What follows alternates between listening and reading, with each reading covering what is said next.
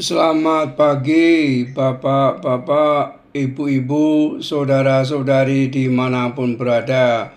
Shalom, berkat dalam. Berjumpa lagi dengan Sugeng Pramono dari Solo dalam renungan kisah singkat Santo Yohanes dari Sahagun.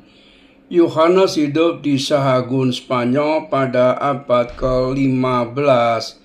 Ia seorang biarawan Benediktin yang diminta menjadi seorang pastor paroki.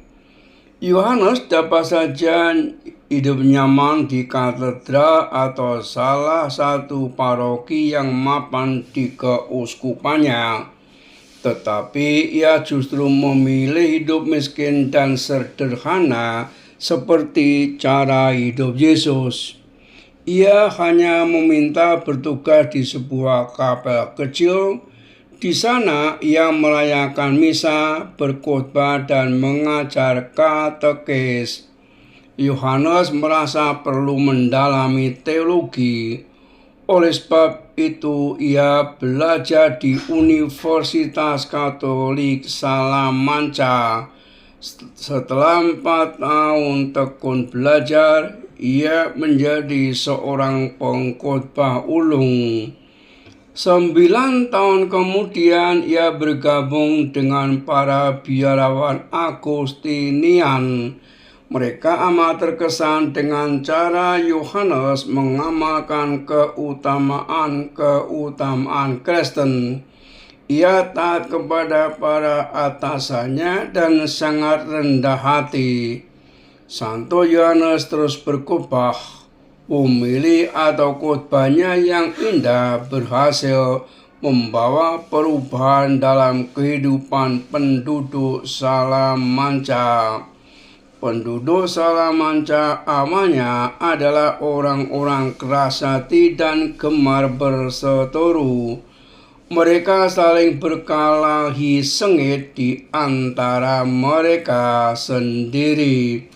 Seringkali para bangsawan di sana saling baku hantam, membalaskan dendam yang sudah diwariskan secara turun-temurun.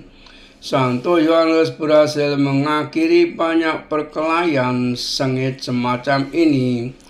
Ia bahkan membujuk mereka saling memaafkan satu sama lain.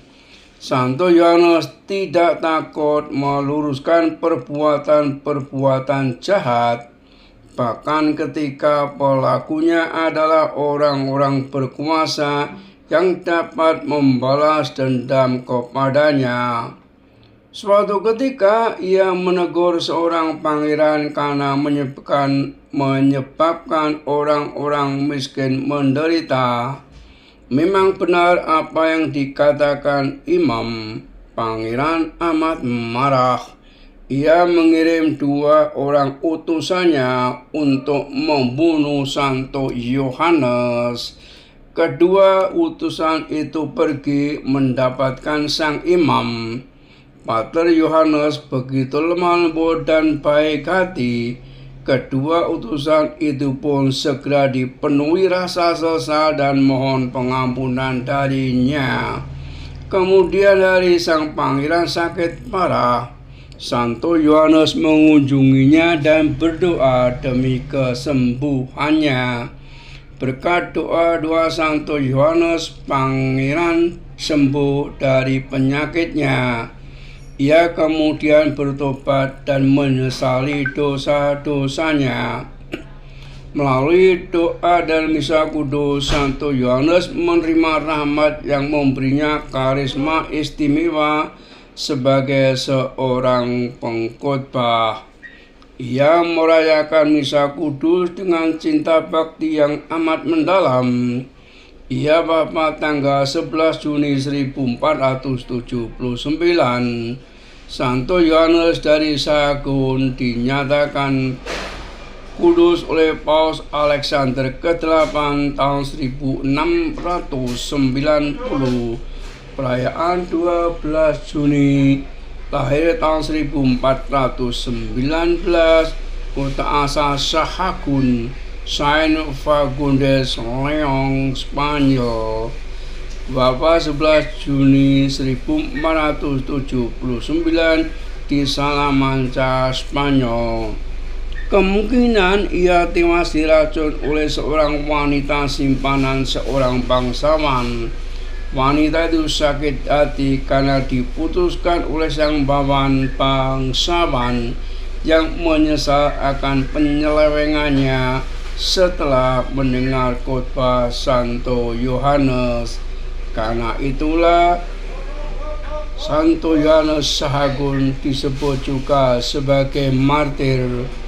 Beatifikasi 19 Juni 1601 oleh Paus Clemens ke-8. Kanonisasi 16 Oktober 1690 oleh Paus Alexander ke-8. Salam peradaban kasih, terpujilah Tuhan. Amin.